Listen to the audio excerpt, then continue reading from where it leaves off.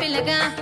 ఓ పిల్లగా యహో పిల్లగా ఎంకటేశు చూడకపోతుంటవో కానకపోతుంటవో నా పిల్లగా ఎంకటేశు చూడకపోతుంటవో కానకపోతుంటవో